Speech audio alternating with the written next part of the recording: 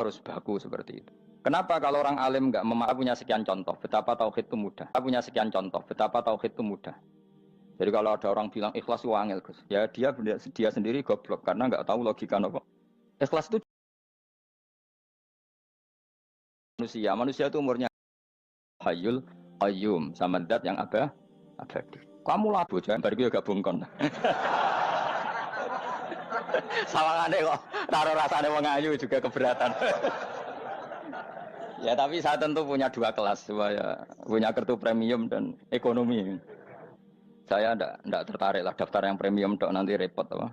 Saya itu sering nangis kalau baca ayat seperti ini. Bagaimana Allah yang Tuhan kemudian tidak butuh apa-apa, tapi Allah saking baiknya itu membuat tatanan logika kita. Saya tidak akan bosan-bosan sampai sowan Allah.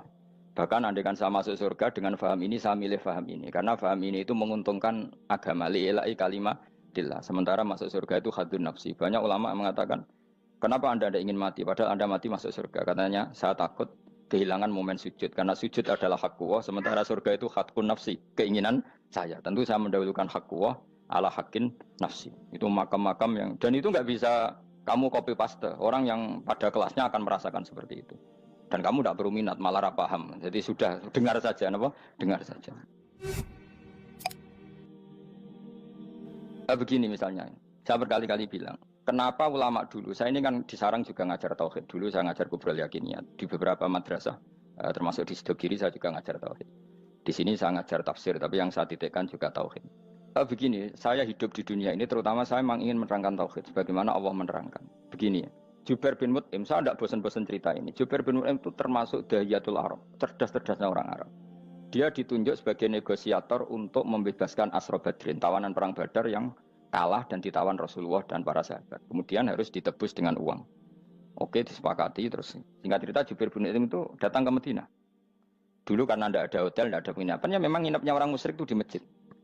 Ya sehingga itu lazim saja. Kamu tidak usah jadi liberal kemudian bilang musyrik boleh di masjid, ya tidak perlu seperti itu. Kamu juga gak perlu goblok mengatakan nggak ada ceritanya orang musyrik ngidam di masjid karena ya ada tarehnya seperti itu. Jadi tidak perlu goblok ya gak perlu liberal. Paham ya? Kalau kamu bilang wah naono wong musyrik oleh ngidam di masjid, kamu liberal. Padahal konteksnya dulu memang nggak ada hotel. Tapi kalau bilang nggak sama sekali juga goblok karena sejarahnya pernah ada. Milih nanti goblok apa liberal? Apa milih jelas? Nggak milih aja ngaco aja. 01 apa 02 apa 00. Milih mana? Goblok, liberal, enggak milih.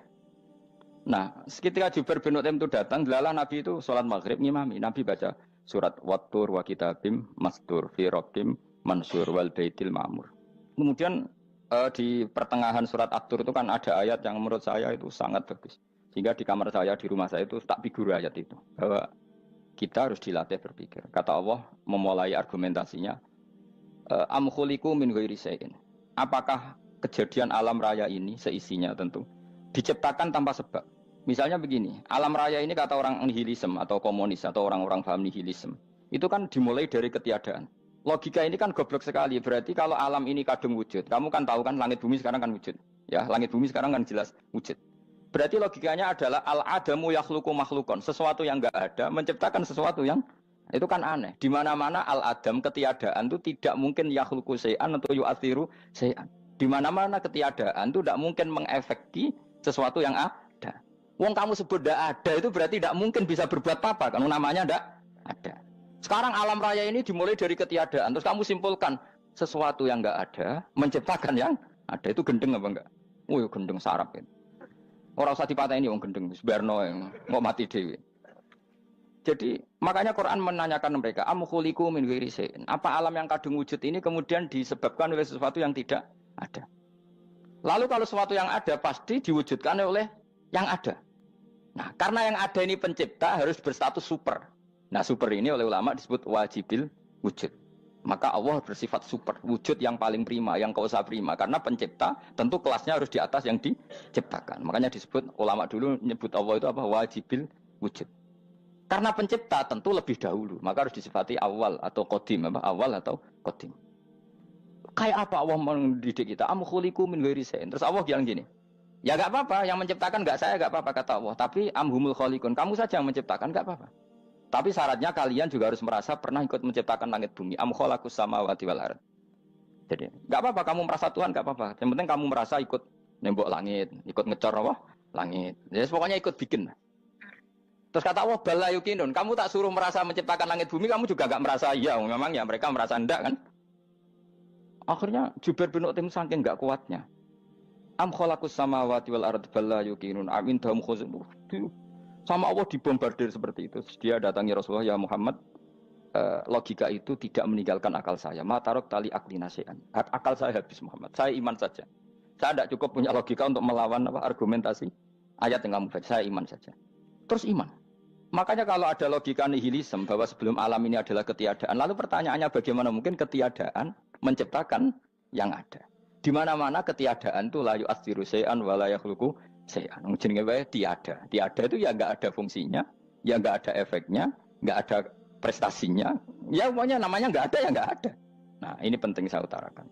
Terus di sini Allah mengulang lagi, enggak apa-apa yang lainnya kamu katakan Tuhan jadi mitra saya enggak apa-apa. Tapi tolong kata Allah, aruni madza khalaqu minal ardi, tunjukkan ke kami prestasi sama Yesus dulu mana?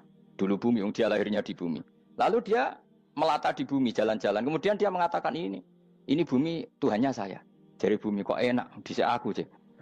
Tua aku. Di Allah itu gampang sekali. Nah sekarang orang iman itu kuat semua. Makanya ndak wali-wali. Imane mbek Allah taklid, njaluke aneh-aneh, njuk bojo ayu, sugih, jabatan. Bela Allah secara hujah aja enggak pernah, sudah minta. Makanya ini kita hidup di zaman yang saraf massal. Lho kula njaluk pengiran akeh-akeh kuwi, coba kamu bela Tuhan tuh pernah bela apa? Bela Tuhan tuh gampang dengan argumentasi al-hujjah yang supaya agama ini tamkin fil ard, benar-benar mapan dalam logika. Yaitu tadi di mana-mana yang namanya sebab itu amrun wujudiyun, di mana-mana sebab itu sesuatunya harus wujud. Paling tidak kita sudah menolak nihilisme. Apa? Nah, nihilisme. Lah wujud karena wujud awal harus berstatus prima. Lah prima itu dalam bahasa ulama disebut wajibil wujud. Makanya ulama dulu ngelatih kita itu pertama Allah itu siapa? Zat sing wajibil wujud. Itu satu filosofi yang luar biasa. Nah, kemudian setelah itu ada setan-setan kecil yang nganggur, yang iseng. Nah itu nggak usah kamu perhatikan. Tinggal delok TV, ngopi, terus tinggal nyate kelata. Engko setan pingsan dhewe. Syukur-syukur stres dhewe. Dugaan saya setan saya gue pingsan, kurang gizi. Karena memang setelah itu setan itu udah gini. Lalu sebelum Allah jangan-jangan ada wujud yang lain. Lalu Allah sendiri awal mulanya gimana? Kata Nabi, jika ada pertanyaan seperti itu kamu harus berhenti. Tinggal delok TV atau tinggal delok dangdutan. Ya kalau kepeksa apa-apa, kelasem ae. Saya ada menghalalkan tapi kan sudah kamu lakukan. Karena itu lebih baik ketimbang pertanyaan filsafat. Banyak orang yang dulu sholat, ketika sekolah filsafat tidak sholat. Alasannya sampai menemukan jati diri itu Tuhan. Dan itu bahaya sekali karena Nabi berkali-kali bilang kamu jangan mikir tentang Allah pasti rusak. Orang kok mungkin rusak dari Nabi pasti rusak. Nah cara menghentikan gimana? Karena setan ini makhluk, akal-akalannya gampang. Tadi tak warai. Saya sebagai ulama atau sebagai manusia atau sebagai orang awam atau sebagai siapa saja. Kadang ada pertanyaan seperti itu. Tak tinggal anggeling dharma, kan pusing setan. Ini kan ngenteni. Weh, ngenteni bar lo anggeling dharma. Bariku aku lesu mangan mie. Bar mangan mie waret turu. Kan dia ngenteni terus. Mau bikin was-was lagi. Ternyata saya sibuk kan enggak bisa masuk deh. Bangun tidur aku selali pertanyaan tadi. Dinteni. Nah, dia masuk lagi aku sibuk ngajak anak jalan-jalan. Jadi saya kalau jalan-jalan di pasar itu wis enteni santai wae. Itu memang resep dari Rasulullah. Jangan sampai orang terjebak filsafat yang sampai menanyakan eksistensi Tuhan. Dan dia tidak mau iman, tidak mau sholat, tidak mau puasa sampai menemukan Tuhan itu siapa. Itu jelas minas syaitonir rajim, itu perilaku setan. Makanya Rasulullah setiap ditanya sahabat gitu itu Nabi guyu-guyu. Dan guyunya Nabi itu kata Nabi, baguslah kalau kamu takut Tuhan kalah kata Nabi. Nabi gojok gitu. Maka ada ulama yang punya seni berargumentasi yaitu Imam Ghazali. Jika setan tanya kamu lalu sebelum Allah jangan-jangan ada wujud yang sebelum Allah. Kata Imam Ghazali ya itu saja yang Tuhan. Yang Allah ini enggak jadi Tuhan. Ya berarti wujud sebelum Allah itu yang benar-benar Allah. Kalau kamu bayangkan lagi, jangan-jangan sebelum itu ada wujud lagi. Ya itu saja yang benar-benar Allah. Sehingga tetap Allah itu menang terus. Paham ya? Yang jelas jangan sampai didahului Adam. Karena kalau didahului Adam lebih ngeri lagi. Karena sesuatu yang enggak ada menciptakan yang ada itu lebih buruk lagi menurut akal. Menurut apa akal? Nah, daripada kamu nggak salim Imam Ghazali, tinggal saja ndelok tadi ndelok sinetron. Itu yang lucu-lucu aja. Ndelok sing lucu-lucu. Ndelok apa mencari Tuhan. Pokoknya sing aneh-aneh, sing goblok-goblok, sing lucu-lucu. Sing perane wong apa? Lha saya sering diprotes saya, Gus Salim jenengan kok sering delok sinetron sing ana dialog wong goblok-goblok. Wong goblok ku menarik cara kula. Apa ya? Cara pandang itu di luar dugaan saya karena kula berkali-kali lho kalah wong goblok. Jadi makanya ini tak cerita nih beberapa kali yang jari Gus Wak cerdas berkali-kali kalah wong goblok. Ada seorang santri itu ingin dibelikan bapaknya itu sepeda motor. Bapaknya wong desa, senengane ngrumat sapi wedhus. Lah menurut saya ya orang tuanya itu mampu lah, sangat mampu untuk beli itu. Pak mbok ditukokno mawon wong sepeda motor. Kata bapaknya, "Anakku nu jog mondok tak goblok, Gus. Wong njaluk kok sepeda motor, njaluk mobil ora ya goblok. Lah kok goblok, Pak? Jenenge donya iku Gus. Sing lahirno donya kok sapi iku ndek anak, wedhus ndek anak jenenge donya. Di mana-mana jenenge donya sing lahirno donya. Iki donya kok mangan donya. Mergo motor iku kan tuku bensin, mobil. Iku cara dekne iku goblok, Gus. Batin berarti kabeh kiai goblok perkarane tuku donya sing ngentekno donya. Cara dene donya iku sing lahirno donya. Batin kok pinter iki batin. Untungnya saya ini ulama ya, ahli tafsir ya malu. Saya kalah itu ya malu. Tapi saya sebagai orang objektif fair, itu teori benar apa? Jadi donya iku ya sing lahirno donya. Donya kok mangan donya iku goblok. Untungnya dia dengan saya itu jaraknya 5 kilo 7 kilo karena 7 kilo. Lala dia diterkon sepeda motor, tapi tetap mau kalah. Pak, nanti jalan kaki saja. Karena kalau pakai motor, ini kegoblokan kata saya. Terus mendingan nih, loh Gus mau kalah tadi.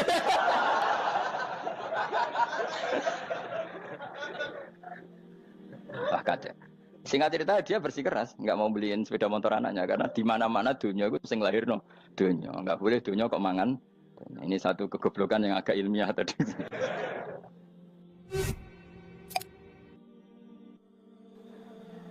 Nah, Imam Asy'ari juga ngalami hal yang sama. Imam Asy'ari itu punya, kita kalau ahli sunnah kan 2 partai ya. Ya, dalam ahli sunnah itu hanya ada 2 partai juga. Kalau nggak Asy'ari ya Maturidi. Ya, dan sama-sama alim. Ya kalau terpaut ya paling 5%, 7% ya. Kealimannya Asy'ari dan Maturidi. Imam Asy'ari itu bikin logika yang jelimet seperti saya sekarang ini. Logikanya jelimet, tapi permanen. Jadi yang saya ajarkan tadi itu logika yang jelimet tapi apa? Permanen. Karena tadi alam raya ini kadung wujud. Kalau kadung wujud, pasti pewujudnya, yang menciptakan wujud pasti adalah kewujudan. Karena al-adam la yu'athiru syai'an. Di mana-mana kenihilan tidak yu'athiru syai'an. Ya sepakat ya, gampang kan? Tentu wujud ini prima, disebut wajibil wujud. Lalu Imam Asy'ari itu bersikeras. Kalau imanul muqallid itu tidak diterima. Sebanyak keberatan ulama, tapi Nabi nyatanya yaktafi bi imanil Arab al-khalina anin nadur. Nabi nyatanya mencukupkan imannya orang-orang Bedui yang mereka itu kayaknya tidak bisa mikir. Ya, Nabi yaktafi bi imanil Arab itu wong desa al-khalina anin nadur yang mereka itu tidak bisa apa? Berpikir. Ingat cerita Imam Asy'ari survei. Coba ayo kita tanya orang-orang kampung. Ternyata kegoblokan orang kampung itu ya ilmiah, masyhur itu. Imam Asy'ari saja harus belajar dari wong awam, wong goblok-goblok. Kita kok ingin ya Badawi bima araf tarubbak. Kowe kok iman be Allah itu bima araf tarubbak. Lalu kamu tahu Tuhan kamu atas nama apa? Dengan logika apa? Jawabnya enak. Al-ba'ratu tadullu 'alal ba'ir wa atharul aqdam yadullu 'alal masir. Angger ana tletong ya ana ontane. Angger ana bekas delamaane wong ya ana sing bar liwat. Jadi misalnya ada bekas teracak anjing, berarti anjing habis liwat. Ada bekas apa ular ya berarti ular harus liwat. Ada bekas teracak manusia ya berarti manusia habis liwat. La wa hadzal alam atharun min athari qudratillah. Alam iki bekas, mesti ana sing gawe. Jadi Mas Ari pinter juga, mesti logikane gak jelimet tapi angger ana tletong, ana sapine. Ana teracake wong berarti ana sing bar liwat. Dia ngomong gampang wa asarul aqdam ya dulu alal masir. Nah, terus Imam Asy'ari habis itu ngendikan, ya sudahlah dengan logika apa saja. Meskipun karena zori hadal Arabi sebagaimana cara berpikir Bedui ini, sementing ada natur. Apa ada natur. Ya natur apa saja. Misalnya orang ahli matematika mungkin bilang angka dimulai dari 1. 0 itu akal-akalane Khawarizm. Mergo ini kebingungan nulis 10. Tapi tetap angka itu dimulai dari 1. Kalau misalnya 1 untuk mecah kesulitan ya harus dimulai 0,1. Tidak bisa 0 tok. Jadi 0 dulu itu untuk mematahkan kalau jumlah itu tidak sampai 1. Tapi faktanya jumlah itu kan pasti 1 karena dimulai dari wajibil wujud. Khawarizm itu ya pintar matematika. Saya juga punya ilmu hisamnya Khawarizm. Itu kan dia karena kebingungan angka pecah. Misalnya 1 tidak sampai 2. Mau tidak mau harus ditulis 1,5 misalnya. Paham ya? Lalu kalau sebelum 1 tetap dia harus 0,5. Lalu hakikat 0,5 itu kan bagian dari wujud apa bagian dari Adam? Tetap bagian dari wujud. Jadi 0,5 itu kan khayal kuliah. Tawari ya. Mungkin saya ada ahli matematika ala wong kampus, tapi saya tahu Kang, ala Islam itu lebih gampang. Misalnya gini, sesuatu itu kadang kamu putus separuh. Tapi sebenarnya misalnya 1,5 juta, limanya artinya apa coba? 500.000 kan. Sekarang kalau 100.000, koma limanya jadi berapa? 50. Kalau 1,5 jadi. Nah itu kan terserah satuannya apa? Tapi tetap dari 0,5 itu tetap menunjuk sesuatu yang wujud. Yaitu limanya sebetulnya apa? 5 yang separuh tadi. Paham sih kalau maksud? Tetap nggak bisa sesuatu dimulai dari apa? 0. Nah, makanya kata Abdul Hamid Khan kalau dalam mendidik tauhid, itu gampang saja tadi. Alam raya ini kadung maujud, kalau kadung maujud pasti disebabkan oleh sesuatu yang wujud. Karena wujud pencipta harus berstatus prima. Lah prima ini atau premium ini kita sifati wajibil wujud. Atau kamu katakan apalah kausa prima atau musabbibul asbab. Nah kelirunya kita dalam berislam itu, kritiknya para ulama, kita ini nyebut Allah dulu baru menceritakan status Allah. Kalau zaman Nabi itu dibalik. Status wajibil wujud itu kita terangkan dulu, baru yang oleh Islam itu namanya Allah. Paham ya? Kan beda, misalnya gini logikanya gini, kamu ketemu orang ateis. Saya ulang lagi, kamu ketemu orang ateis, terus kamu ditanya, lalu alam ini yang menciptakan siapa? Allah Jalla Jalaluh. Mesti kan tanya, man huwa Allah? Allah itu siapa? Kalau dulu Islam mengajarkan enggak gitu. Surat pertama turun apa coba? Iqra. Iqra itu gak nyebut kata Allah. Iqra bismi rabbika. Rabbika itu siapa? Alladzi khalaq. Sebutlah nama Tuhan. Yang berhak menyandang Tuhan adalah zat yang pencipta. Itu tidak ada kata Allah. Di surat Mudatsir, surat kedua. Ya ayyuhal mudatsir kum fa'anzir wa rabbaka fakabbir. Bukan Allah fakabbir, wa rabbaka fakabbir. Sehingga cara berpikir gini dibalik. Sebutlah Tuhan kamu. Tuhan itu siapa? Yang berstatus Tuhan adalah zat yang berstatus pencipta. Nah, lalu pencipta ini oleh Islam dinamai Allah. Kalau orang ateis kamu langsung bilang Allah, man huwa Allah, pasti pertanyaannya Allah itu siapa? Lalu kamu jelaskan Allah adalah pencipta, Allah adalah wajibil wujud. Tentu lebih gampang kamu terangkan. Makanya Al-Qur'an menerangkan amkhuliqu min ghairi syai'in. Manane saya di sini manane ya Allah, apa? Allah. Apakah mereka diciptakan tanpa pencipta? Tentu setelah Islam tahu itu namanya siapa? Allah. Paham ya? Kalau balen malih. Jadi sebetulnya Quran itu ngajari kita itu ilmu mantik yang luar biasa. Misalnya ya Yuhanna su'budu siapa? Rabbakumul ladzi khalaqakum walladzina min qablikum. Sembahlah Tuhan. Tuhan itu siapa? Pencipta kamu dan pencipta orang-orang sebelum kamu. Lalu Tuhan ini oleh Islam dinamai. Tapi kalau langsung kamu bilang ke orang ateis atau orang Uni Soviet, Allah itu Tuhan. Allah itu siapa? Sebab itu di beberapa ayat dijelaskan dulu status Allah. Sifatnya Allah, keakhasan Tuhan. Yang dikatakan Tuhan adalah zat pencipta. Kalau tidak pencipta berarti tidak Tuhan. Sekarang Yesus pencipta bumi apa enggak? Enggak, karena dia lahir sudah di bumi. Begitu juga Fir'aun. Fir'aun itu kalah telak sama Nabi Musa gara-gara logika ini. Ketika Nabi Musa ditanya Fir'aun, wa ma rabbul alamin? Lalu Tuhan itu siapa? Kata Musa, rabbus samawati wal ardi. Yang menuhani langit dan bumi. Jadi Fir'aun, enggak.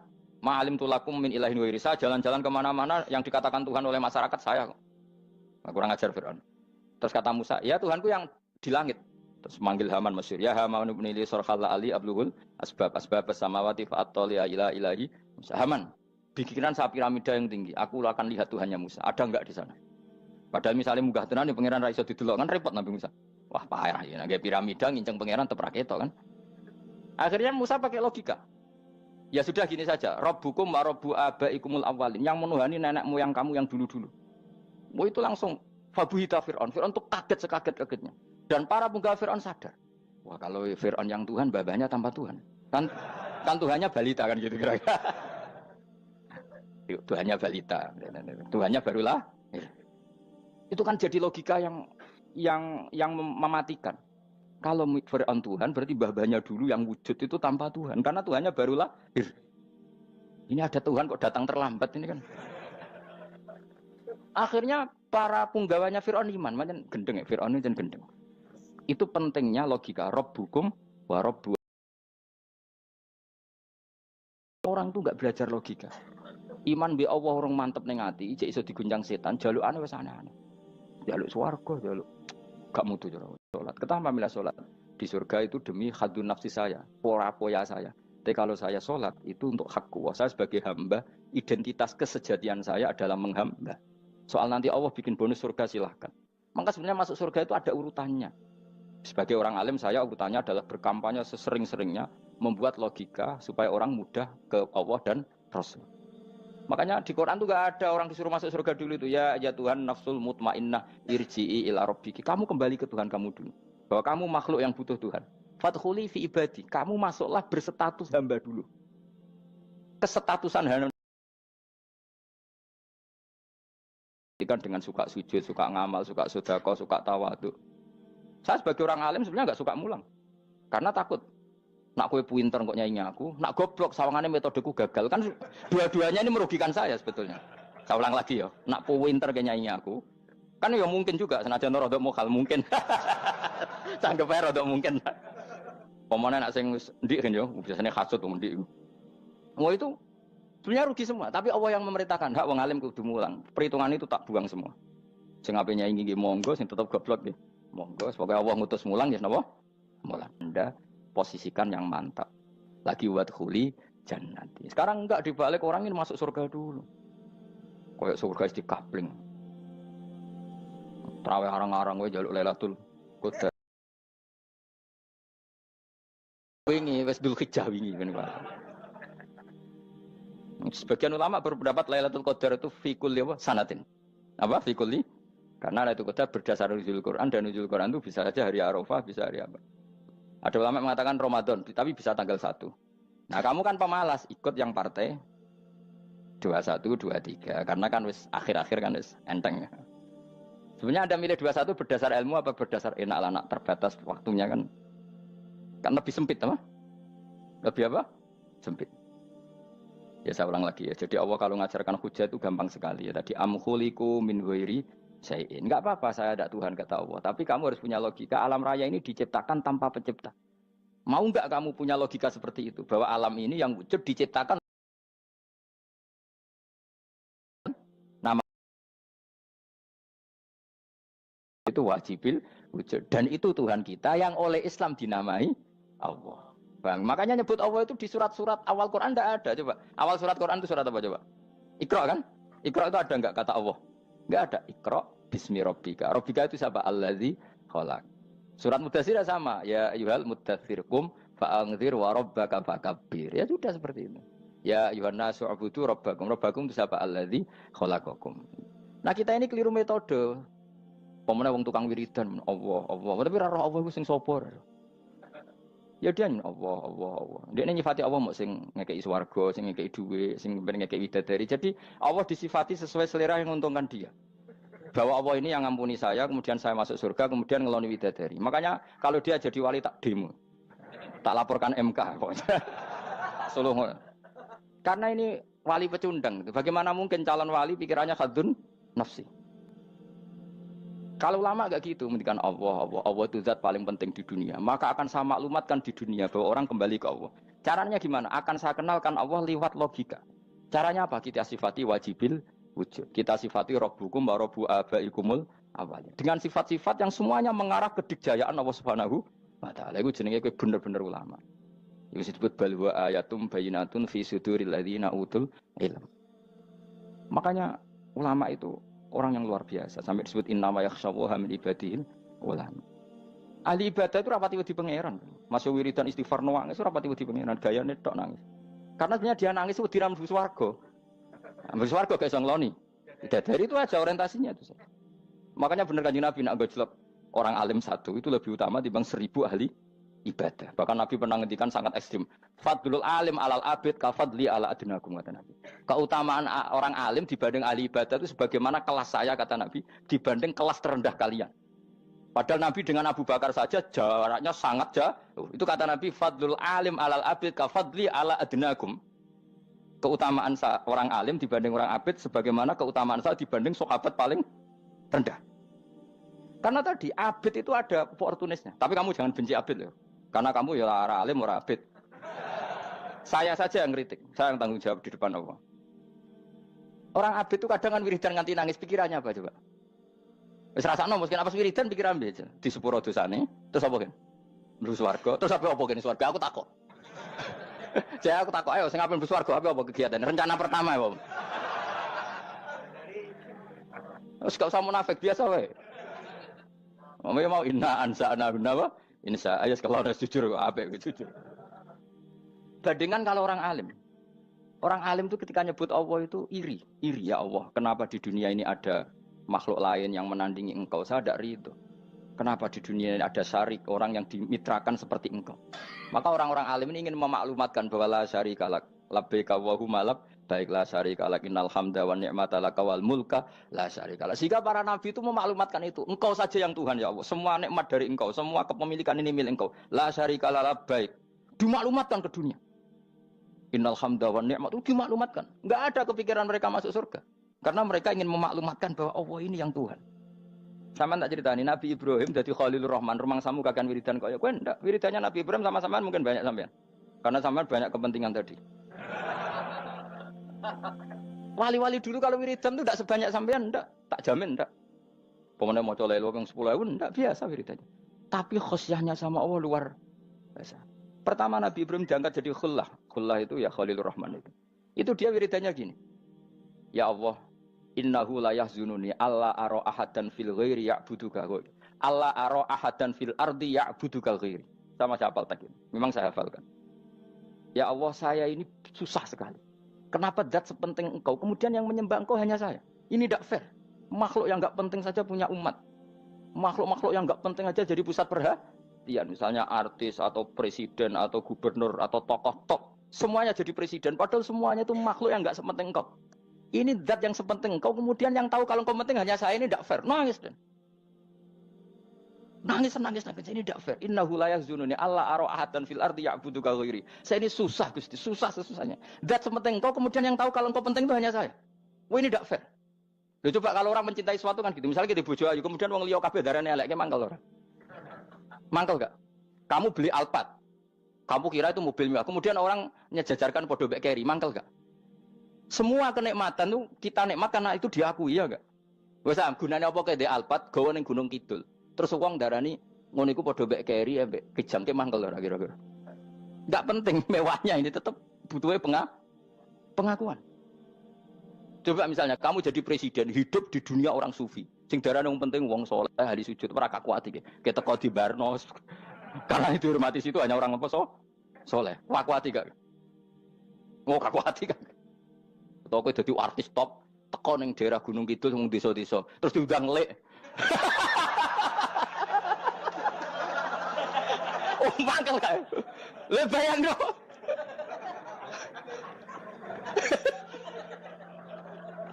Oh, kamu menteri top, menteri BUMN, barang dolan itu iso diundang lek. Mados walang lek ngono. Oh, mangkel. Karena orang keren itu butuh pengakuan apa? Wes misalnya di bojo ayu terus wong liya kabeh darane elek mangkel gak? Sebetulnya orang merasa nikmat itu karena pengakuan. Bayangkan andekan orang itu melihat Alphard itu tidak wow. Orang punya Alphard gagah enggak? Oh enggak gagah. Kalau orang lain enggak bilang apa? Oh. Ya mau misalnya digoning desa terus orang desa nganggap kamu model tepak terus saya mau badhe numpang wedhus kula angsal Pak. Kagak hati. Habis kan. Makanya branded itu harus dimaklumatkan. Nah itu bayangkan Nabi Ibrahim. Zaman itu ada Raja Namrud yang dipuja-puja, ada orang kaya dipuja-puja. Kemudian engkau yang Tuhan, pemilik langit bumi, enggak ada muja-muja engkau, ini enggak fair ya Allah. Nangis. Ora kok kowe eling pangeran sak jam swarga Gusti. Dasar gak bakat wali. Terus saya itu pernah kangen Nabi Ibrahim itu sampai nangis dan itu saya tidak berdoa. Semua yang terkait Nabi Ibrahim itu saya baca. Mulai surat Quran, tafsir tentang Ibrahim. Dan sampai saya di Kudiro, di Tadirawa pernah ziarah. Makanya terus Allah dengan keangkuhannya. Karena Allah punya sifat angkuh dan itu sah. Walahul kibriya. Kan sifat angkuh baik untuk Allah tapi tidak baik untuk makhluknya. Dan Allah dengan sifat innalladzina 'inda rabbika yusabbihuna lahu bil-laili wan nahar wa hum la yasamun. Kamu tenang saja. Orang yang di sana di langit-langit itu maksudnya para malaikat itu bertasbih siang dan malam. Wa hum la yasamun dan mereka tidak berhenti-henti, tidak bosan-bosannya bertasbih. Yang diidolakan itu keren. Itu nabat itu Allah mbok jak koalisi kan gitu terus malam-malam Allah ya Allah ini cerita saja. Kelar ya sudah tidak usah diteruskin kok banyak yang tersinggung itu sampai sudah. Ya sudah tidak usah diterusin. Walau akhidu mau mengalap sapa Allah anas yang manusa bima kan perkara kasab bukan nglakoni sapa anas. Minal ma'asi sing pira-pira maksiat. Mata roka. Mongko ora ninggal sapa wa taala dzuriya ing atase ndhuwure artayil ardi minda batin saking kewan apa wae. Nasama tegese kewan tadubu kang melata pun sama alih ing atase arat. Kalau saja Allah ingin merusak manusia karena dosa-dosanya, pasti tidak disisakan beberapa sesuatu yang jadi kebutuhan manusia, termasuk dabam, misalnya nggak ada hewan, nggak ada tanaman, nggak ada apa saja di bumi, karena Allah ingin mengadab manusia. Tapi nyatanya di balik mereka maksiat, tetap fasilitas kepentingan manusia ada, karena sifat ghafurnya Allah, sifat rahmannya Allah. Walakin yu akhiru tetap ini ngakhirna sapa wa hum wong akeh ila ajalin temu kemaring batas musamman kang wis ditentono. Ayo mil kiamat tegese dina kiamat. Fa idza jaa mongko nalikane teko apa ajalum ajale wong akeh fa inna wa mongko satuna wa taala iku kana ana sapa wa bi ibadihi kan kawulan wa basiran dat sing mirsani. Fa ijazi mongko males sapa wa ing wong akeh ala amali ing atase wong ngamali wong akeh. Carane ngemales Allah tentu profesional atau prosedural bi isabatil mukminin kelawan ganjar wong mukmin wa iqabil kafirin lan nyiksa wong kafir. Ya jadi Quran itu gunanya ya membuat logika yang benar supaya orang itu menghindari kesalahan. Jadi menakut-nakuti itu kalau nggak harus tentang neraka, takut dari kesalahan, takut dari kebodohan. Kan kita juga takut kan punya pemimpin yang salah, takut punya kasus, takut kepleset. Ketakutan tidak harus dari neraka. Makanya saya berkali-kali bilang, saya sering dulu dinasihati Mbah Mun, enak kena alim, ojo sering mau tafsir, mari goblok dari Mbah Mun. Maksudnya mari goblok itu gini, mufassir itu manusia, kadang dia itu satu ayat umum, dia mendiktekan ke satu kasus, padahal kasusnya lebih umum. Makanya berkali-kali sama nani umpama ini, contohnya ini, karena nanti itu mengikat. Misalnya gini ya, saya ulang lagi ya, ben gayamu kayak wong alim. Coba andekan kapasitas Anda itu RT, minta jadi presiden, itu ngelama apa doa? Tidak, jawab saja. Ngelama. Jatah kamu untuk azab, kok jaluk Lailatul Qadar, itu ngelama apa Anda? Mestinya jalukmu orang untuk azab itu bagus. Paham ya? Banyak ulama diajak istisqa gak mau. Banyak itu ulama. Ayo istisqa kita karena sudah lama gak hujan. Kata ulama tadi, jatah kita ini kena hujan batu dari langit. Gak hujan batu sudah bagus, gak usah minta. Ulama macam-macam. Lah rai-rai ngene iki pantes untuk Lailatul Qadar untuk adab aja jawab. Orang untuk adab wis bagus. Yo dadi dongane ya Allah. Ampun jenengan siksa la tu akhidna. La tu akhidna maknane njuk Lailatul Qadar pun ora disiksa. Ya makam kita itu masih Rabbana la tu akhidna.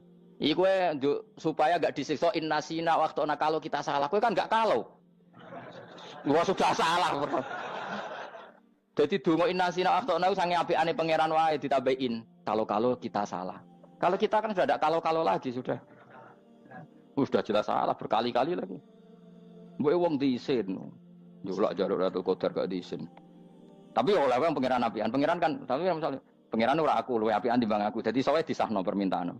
Tapi gak dikabulno. Mau disahno, tapi ora usah apa?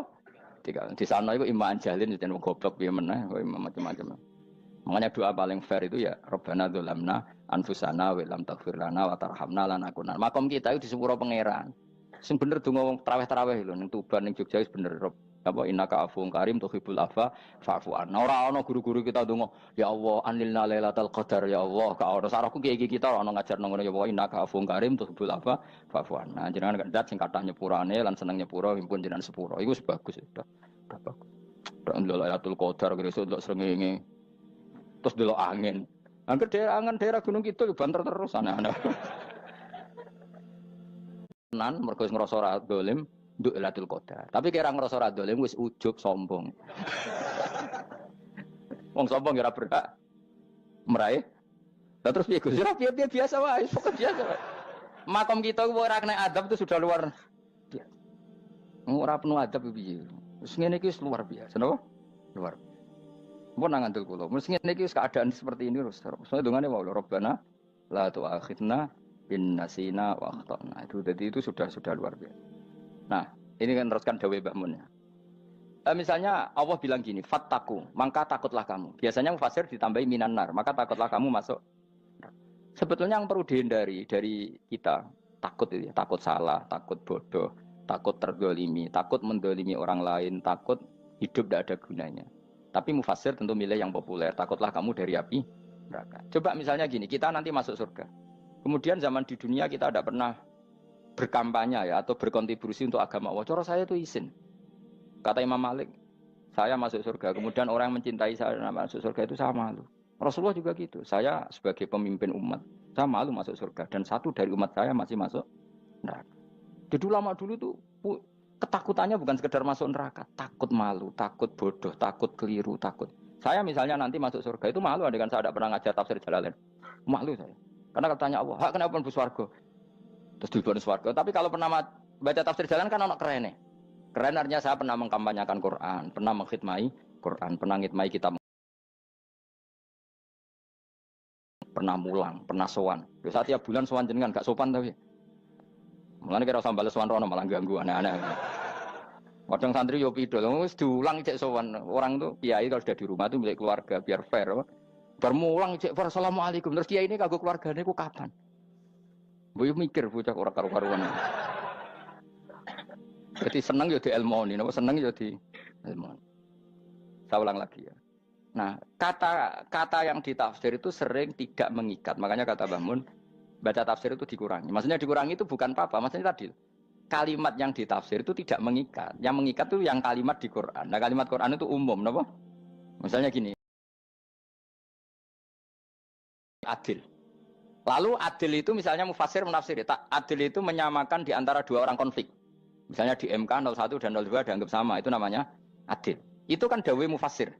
Atau misalnya gini, Allah bilang gini ke saya, hak kan ada di kiai sing adil.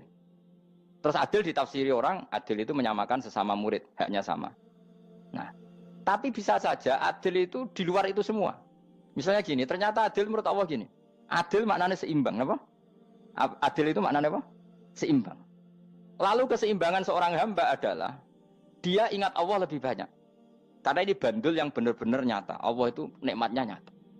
Sehingga ketika saya sebagai orang alim ingat saya alim itu karena Allah, dikasih ilmu Allah, dikasih cerdas Allah, dikasih semuanya dari Allah. Sehingga saya itu tidak merasa kumuluhur pada kalian karena semua ini dari Allah.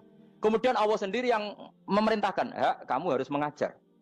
Maka saya ada harap-harap salam template sampeyan, penghormatan sampeyan, apresiasi sampeyan karena saya hubungannya hanya dengan Allah Subhanahu wa Ta'ala. Itu namanya adil, meletakkan sesuatu proporsional. Itu juga adil namanya. Makanya seseorang itu nggak bisa dikatakan abid selagi belum tahu kalau ibadahnya minallah. Jadi misalnya ke ibadah tok, ternyata kamu yakin itu ibadah kamu, amal kamu itu belum abid. Abid hakikat adalah alhamdulillah alladzi hadana li hada wa ma kunna linahtadiya laula anda tahu. Ketika kita sujud yakin ya Allah alhamdulillah jenengan menakdir saya sujud. Saya sholat alhamdulillah engkau menakdir saya sholat. Sehingga minallah dulu pikiran itu semua kebesaran kebenaran ini minallah dulu. Baru setelah minallah kita yakin billah. Setelah billah juga yakin ilallah. Wah. Misalnya gini ilallah itu. Setelah saya ngajar tafsir Jalalain, kepentingan saya satu. Hamba-hambanya Allah menjadi tambah mencintai Allah. Tidak mencintai saya, enggak penting sama mencintai saya. Makanya Imam Syafi'i tiap ngajar bilang begini. Waditu annal khalqa ta'allamu hadal ilma wala yahmadunani. Saya senang kalau kalian belajar fikih sama saya, tapi kamu enggak usah muji saya. Jadikan fikih ini alat taqarrub kamu kepada Allah. Itu namanya minallah wa ilallah. Itu adil. Tapi adil yang dijelaskan ulama beda-beda tadi. Antara keluarga dan murid. Meskipun kamu senang mulang, jangan merantarkan keluarga. Itu udah adil. Itu kan versi, no? Maksudnya Mbah Mun, kamu jangan terjebak versi-versi dalam tafsir. Paham ya? Karena Allah hanya ngetikan i'dilu wa aqrabu. Paham ya? Tapi kan penjelasan adilnya orang versi. Paham ya? Ada yang nulis adil adalah meskipun mimpin masyarakat, ya ingat keluarga.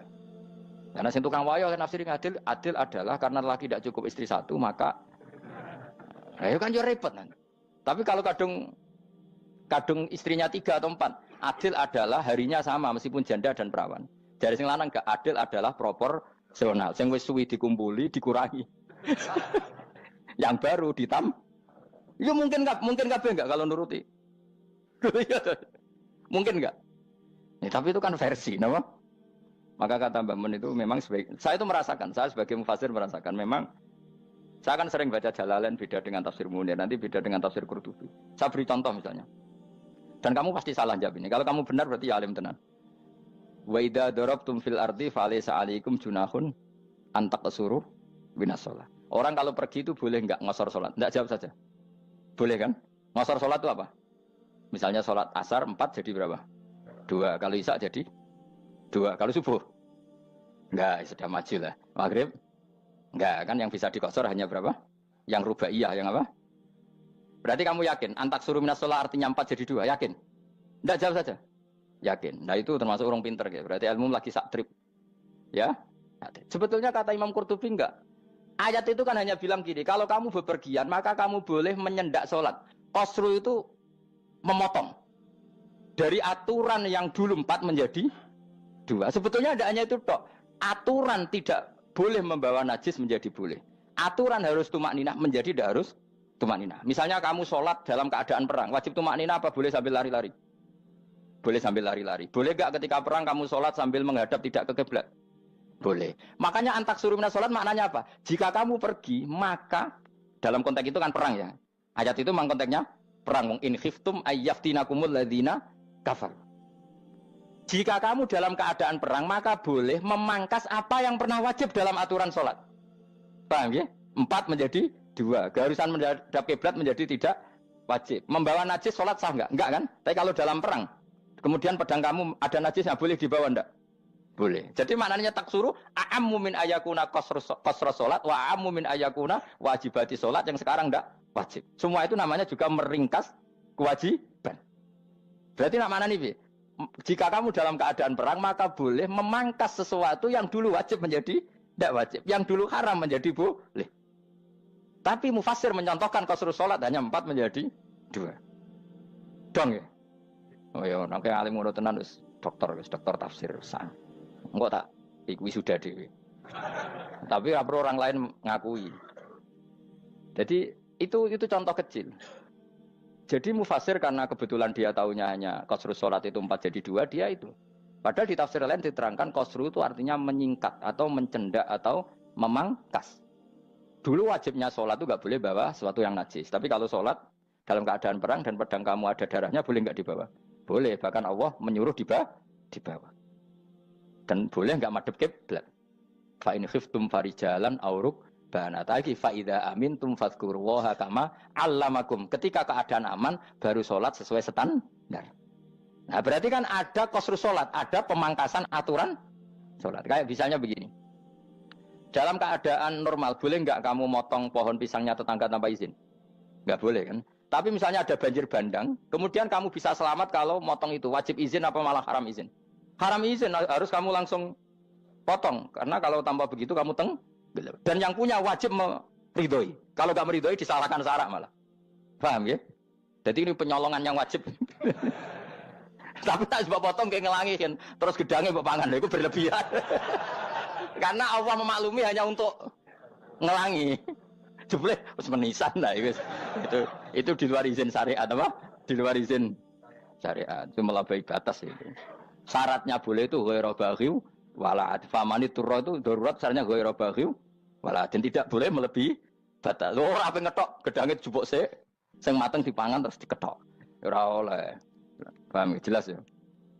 Makanya kalau ngaji tafsir ya saya kan berkali-kali ada makna di tafsir Imam Suyuti saya tambahi umpamane ngene. Maksudnya umpama itu supaya contoh itu tidak mengikat. Jadi yang disebut beliau itu satu dari sekian potensi ribuan contoh. Ya kayak tadi misalnya antak suruh minas sholah. Itu umumnya ulama membayangkan qasru sholat yang 4 jadi 2. Padahal enggak, maknanya meringkas aturan dari wajib menjadi tidak wajib. Bahkan sebagian aturan itu dikatakan haram, tidak haram. Jadi tadi misalnya bawa najis atau teman kamu mau dibaca orang kafir, terus kamu bilang, hei hati-hati, itu tidak batal kalau dalam sholat siddatil khauf. Paham ya? Jelas? Semaju lah. Malam terus dikur, Lailatul wis gumen mbek wong-wong bingung ora ilmune wong-wong. Ma ungzira abahum elam yung daru tegese ora den kei wedi sapa ngangge fi zamanil fatrah ing dalam zaman fatrah. Ya sama seperti ini. Orang tidak mendapat ingzar itu fi zamanil fatrah, zaman enggak ada rasul. Tentu tidak hanya itu tok. Ada rasul tapi orang itu jauh dari komunitas ulama.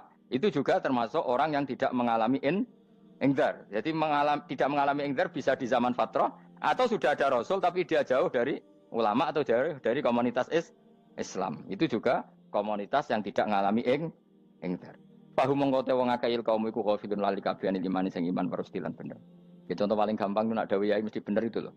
Kalau kamu ngaji tafsir Jalalain ya Yuhanna subudu rabbakum. An-nasu biasanya tafsirkan kufaru Mekah, napa?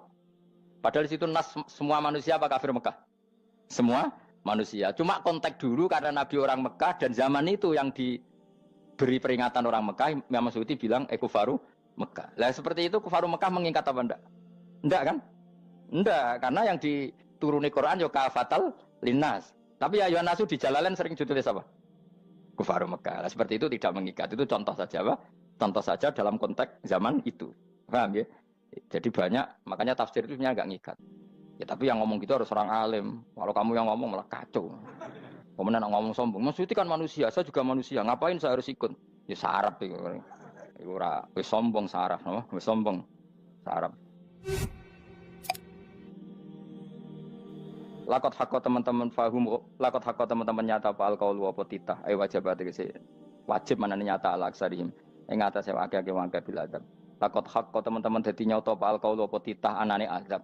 Wajib tegese wajib apa adab al aksarihim bil adab fa mongko te wong akeh la yuminu ora iman sapa akeh. Il aksaru tegese te akeh wong ora iman. Zaman iku Mas. Ya, maksudnya zaman iku. Tapi jengben mboten ngerti.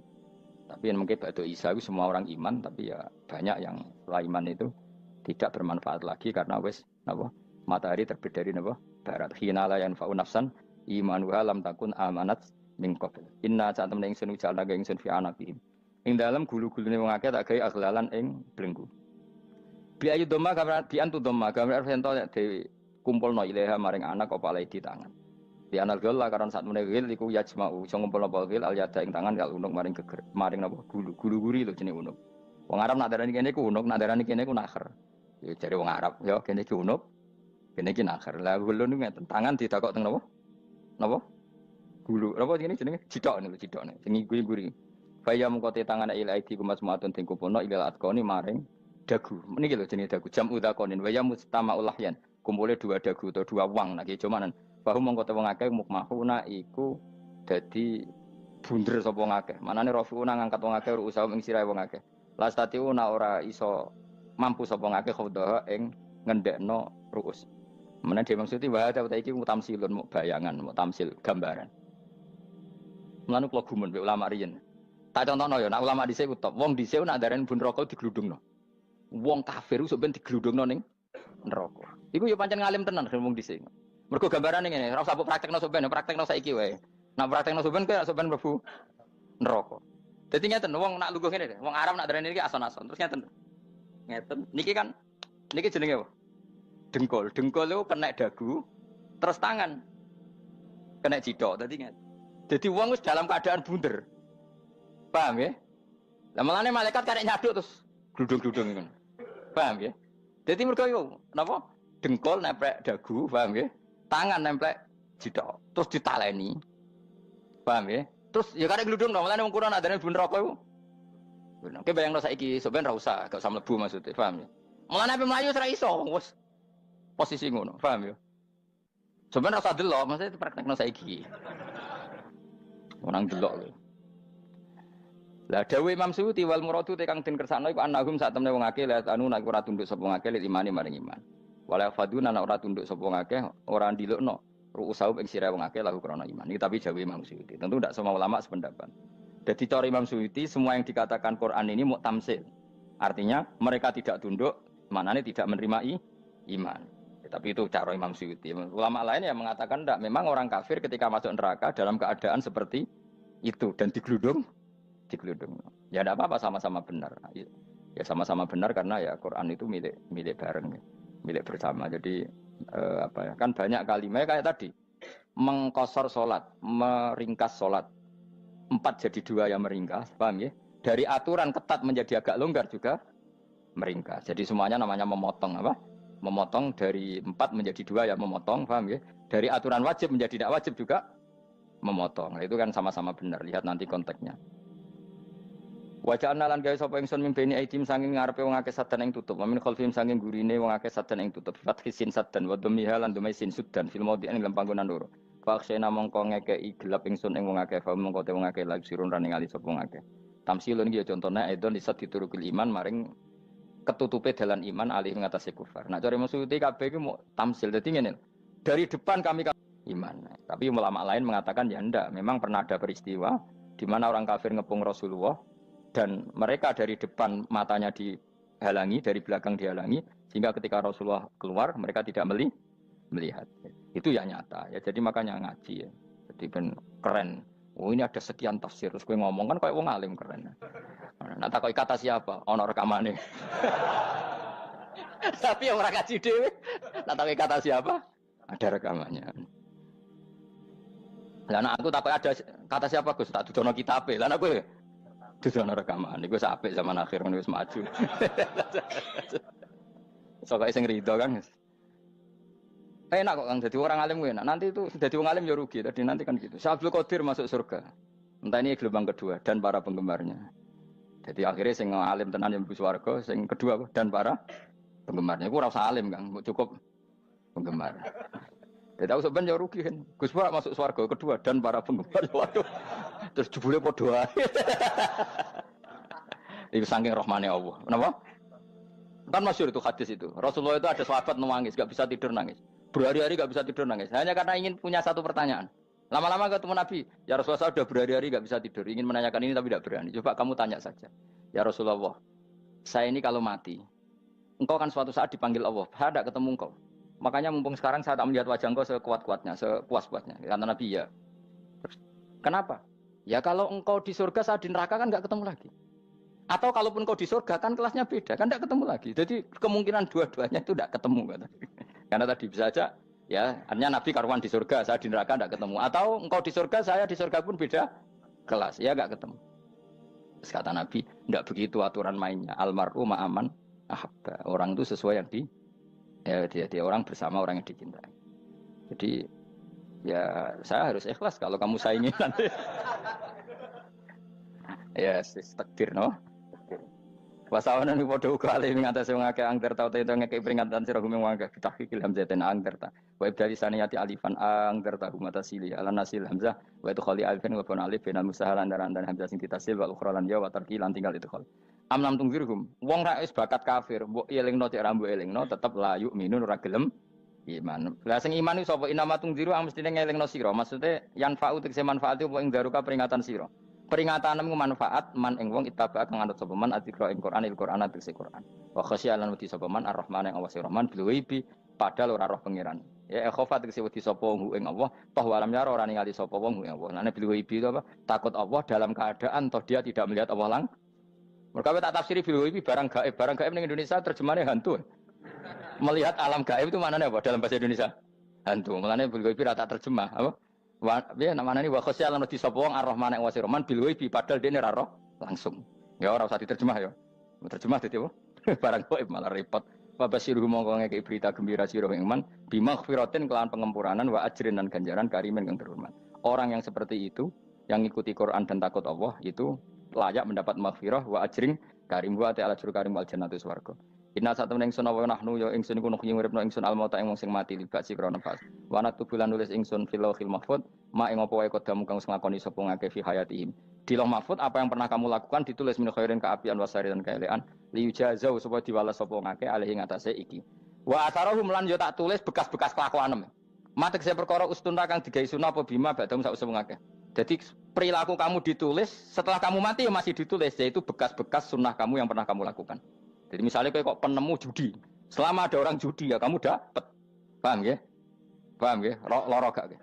Makanya ulama ngendikan dulu tubalil amwat, tubaliman mata wa matat ma'ahu dunubuh. Bejo wong mati, kemudian dosa-dosanya melok mati pisan. Maknanya dia mati dalam keadaan tidak pernah melahirkan sunnah keburukan, paham ya?